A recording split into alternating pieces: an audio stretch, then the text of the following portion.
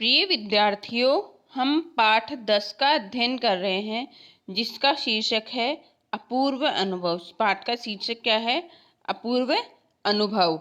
यह एक क्या है? संस्मरण है, अर्थात लेखक या लेखिका अपने याद के हिसाब से पिछली यादों को एक लिखित रूप दे देते हैं, तो उसे क्या कहा जाता है?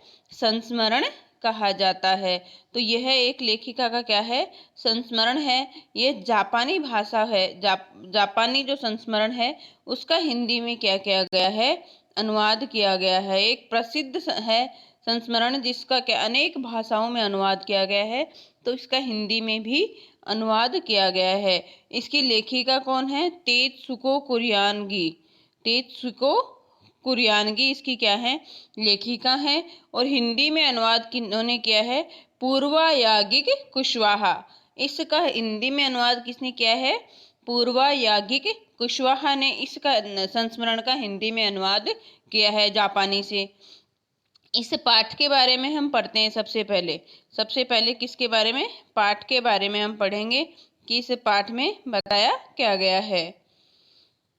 तोतो चान विश्व साहित्य की एक अमूल्य निधि है जो मूलतः अपने जापानी भाषा में लिखी गई है। ये क्या है? तोतो चान विश्व में प्रसिद्ध है। यह जो है विश्व साहित्य में ये इसका एक महत्वपूर्ण योगदान है। ये विश्व की एक अमूल्य निधि है। विश्व साहित्य की क्या है? एक अनमोल निधि है जो मूलतः किस भाषा में लिखी गई है? जापान में लिखी गई है। लेखिका कौन है? तेत्सुको कुरियानगी। इसका अनुवाद विश्व की कई भाषाओं में हो चुका है। इसका तोतो चान का अनुवाद विश्व की कई भाषाओं में हो चुका है। यह एक क्या है? अद्भुत पाठशाला। इसमें क्या है? एक अद्भुत पाठशाला और उसमें पढ़ने वाले बच्चों की कहानी है। इसमें क्या है? एक अद्भुत महत्वपूर्ण पाठशाला, एक अनोखी पाठशाला है और उसमें पढ़ने वाले जो बच्चे हैं उसकी कहानी इस साहित्य में बताई गई है। जिसके लिए क्या है? रेल के डिब्बे जो हैं वो कक्षाएं होती हैं। गहरे जड़ों वाले जो पेड़ होते हैं वो पाठशाला का गेट होते हैं। शाखा बच्चों के खेलने के कोने होते हैं। ये सारी चीजें इसमें बताई गई हैं। इस अनोखे स्कूल के संस्थापक कौन होते हैं? कोबायाशी। ये सारे जापानीज नाम हैं जो हमें याद रखने हैं। इसके संस्थापक कौन थे स्कूल के? श्री कोबायाशी इसके संस्थापक थे। लेखिका स्वयं जो थी तेत्सुको कुरियानगी, जो लेखिका है यह स्वयं इस स्कूल की क्या थी? छात्रा थी। जो अपनी संस्मरण किसे कहा जाता है? ये एक संस्मरण है ना, पीछे की यादों के बारे में लिखना। तो ये जो लेखिका है ये स्वयं इस स्कूल की क्या थी? छात्रा थी।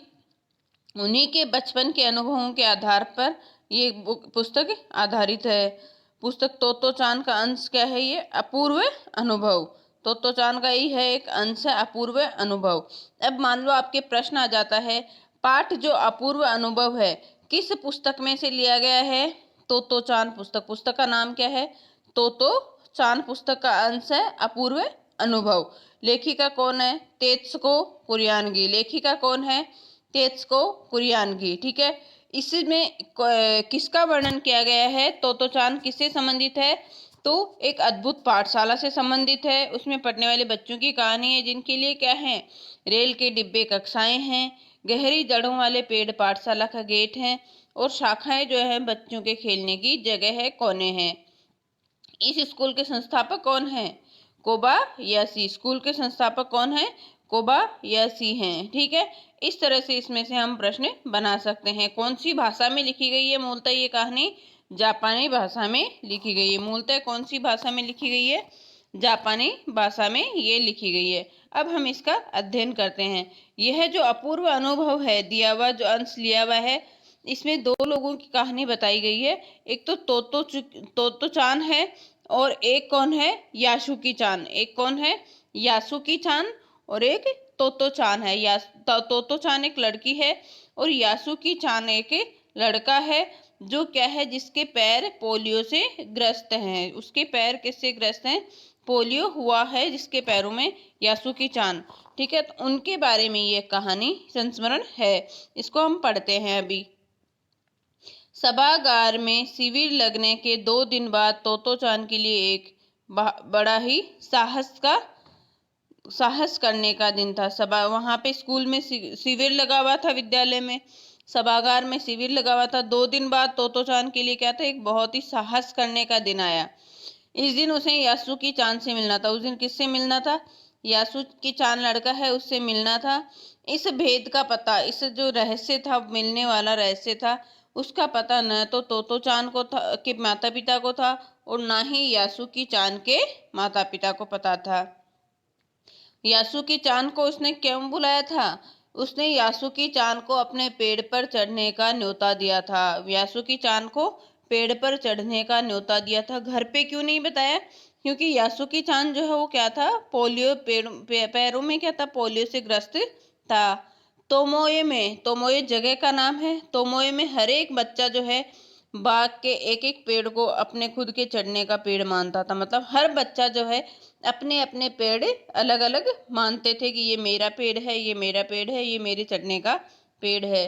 तोतो चान का जो पेड़ था वो मैदान के बाहरी हिस्से में था, और कहाँ था, कोहन बुत्सु जाने वाली सड़क के पास था। ये भी जगह का नाम है। कोहन बुत्सु की तरफ जो सड़क जाती थी वहां पर उसका पेड़ था। बड़ा सा पेड़ था उसका, मतलब तोतो चान का पेड़ बड़ा सा था। चढ़ने जाओ तो पैर फिसल फिसल जाते हैं। जब उस पर चढ़ने की कोशिश करो तो पैर फिसल जाते हैं। ठीक से चढ़ने पर, अगर ठीक से उसके चढ़ते हैं तो चढ़ने पर जमीन से कोई 6 फुट की ऊंचाई पर, अगर ठीक से चढ़ पाते हैं तो जमीन से 6 फुट की ऊंचाई पर एक द्विशाखा, द्विशाखा जानते हो ना, 2 भागों में पेड़ की शाखाएं बंट जाती हैं, जहां पर वहां तक पहुंचा जा सकता था। बिल्कुल किसी झूले सी आरामदेह जगह थी। वह जो जगह थी द्विशाखा वाली जगह, वह झूले के समान आरामदेह जगह थी। तोतो चान जो है अक्सर खाने की छुट्टी के समय या स्कूल के बाद ऊपर चढ़ी मिलती थी। मतलब स्कूल में जब या तो खाने की छुट्टी होती थी बीच में तब, या स्कूल के बाद उस पेड़ के ऊपर चढ़ी हुई मिलती थी हमेशा। वहां से वह क्या करती थी, वहां से वह सामने दूर तक ऊपर आकाश को या नीचे सड़क पर चलते लोगों को देखा करती थी। बच्चे अपने अपने पेड़ को अपनी निजी संपत्ति मानते थे। किसी दूसरे के पेड़ पर चढ़ना हो तो उससे पहले पूरी शिष्टता से कहते थे। अगर सब अपने अपने पेड़ सबने डिसाइड कर रखे थे, अपनी अपनी संपत्ति मानते थे, अगर किसी दूसरे के पेड़ पर चढ़ना होता था तो क्या कहते थे, वो शिष्टता से कहते थे, पूरी शिष्टता से, कि माफ कीजिए, क्या मैं अंदर आ जाऊं? दूसरों के पेड़ पे चढ़ने के लिए क्या कहा जाता था कि माफ कीजिए, क्या मैं अंदर आ जाऊं, अर्थात पेड़ के ऊपर आ जाऊं क्या, यह करके पूछना पड़ता था। यासुकी चान को पोलियो था, यासुकी चान को पोलियो था, इसलिए वह न तो किसी पेड़ पर चढ़ पाता था और न किसी पेड़ को निजी संपत्ति मानता था। ना ही तो उसने अपना पेड़ की निजी संपत्ति मान रखी थी, ना ही वह पेड़ पर चढ़ पाता था। अतः तोतो चान ने उसे अपने पेड़ पर चढ़ने के लिए आमंत्रित किया था। अब तोतो चान ने उसे अपने पेड़ के ऊपर चढ़ने के लिए आमंत्रित किया था कि तुम मेरे पेड़ पर चढ़ो। पर यह बात उन्होंने किसी से नहीं कही कि यासुकी चान को मैं पेड़ पर चढ़ाऊंगी, क्योंकि अगर बड़े सुनते तो जरूर डांटते। क्यों डांटते भाई? यासुकी चान को पोलियो है तो गिरने का डर था ना, तो वो जरूर डांटते उस चीज के लिए। घर से निकलते समय तोतो चान ने माँ से कहा कि वह यासुकी चान के घर डेनेन चोफू जा रही है। उसने क्या कहा कि वह यासुकी चान के घर डेनेन चोफू जा रही है। चूंकि वह झूठ बोल रही थी कि वो तो अपने पेड़ पर जा रही थी, वहीं पे यासुकी चान को बुलाया था ना, इसलिए उसने माँ की आंखों में झांका नहीं, माँ की आंखों की तरफ उसने देख, क्योंकि झूठ बोल रही थी तो माँ की तरफ देखा नहीं। वह अपनी नजरें झूठों के फीतों पर ही गड़ाए रहती है। जब बच्चे झूठ बोलते हैं तो माँ आसानी से पकड़ सकती है, इसलिए उसने माँ की तरफ देखा ही नहीं, अपनी नजरें जूतों के फीतों के ऊपर ही गड़ाए रखी। रोकी उसे पीछे, उसके पीछे पीछे स्टेशन तक आया, उसे पीछे स्टेशन तक छोड़ने आया। जाने से पहले उसे सच बताए बिना तोतो चान से रहा नहीं गया, उसे सच्चाई बताए बिना तोतो चान से नहीं रह गया।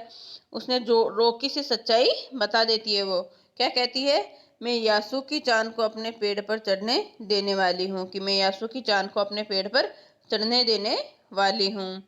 जब तोतो चान स्कूल पहुंची तो रेल पास उसके गले के आसपास हवा में उड़ रहा था। रेल पास मतलब जब रेल में जाते हैं तो पास की जरूरत होती है, तो वह क्या करती है, उसको जैसे हम आइडेंटिटी कार्ड रखते हैं वैसे ही गले में डाल रही थी और वो हवा में इधर उधर उड़ रहा था।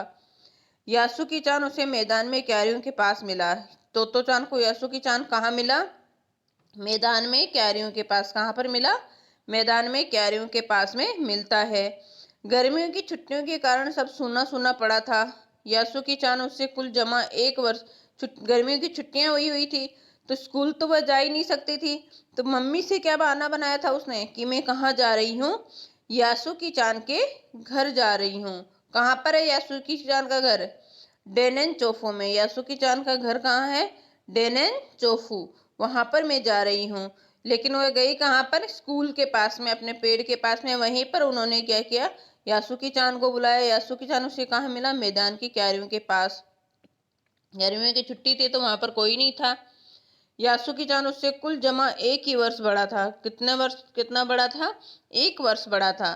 पर तोतो चान को तो वह अपने से बहुत ही बड़ा लगता था। जैसे ही यासुकी चान ने तोतो चान को देखा, वह पैर घसीटता हुआ उसकी ओर बढ़ा। उसके दोनों हाथ अपनी चाल को स्थिर करने के लिए दोनों ओर फैले हुए थे। जैसे पैरों से नहीं चला जाता तो हम हाथ फैला के चलना पड़ता है। तोतो चान उत्तेजित थी, काफी एक्साइटेड थी।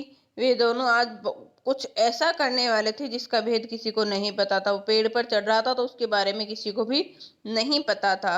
वह उल्लास से ठिठियाकर हंसने लगी, अत्यधिक उल्लास से खुश होकर के हंसने लगी। यासुकी चान भी हंसने लग जाता है।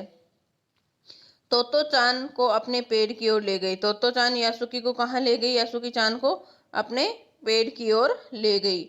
उसके बाद वह तुरंत चौकीदार के छप्पर की ओर भागी, जैसा उसने रात को ही तय कर लिया था। उसने सोच लिया था कि किस तरह से मुझे यासुकी चान को पेड़ पर चढ़ाना है। तो उसे पेड़ के पास ले गई और वह चौकीदार का जो छप्पर बना हुआ था, जहां पर चौकीदार रहता था, उसकी ओर भागती है। उसे रात को ही तय कर लिया था।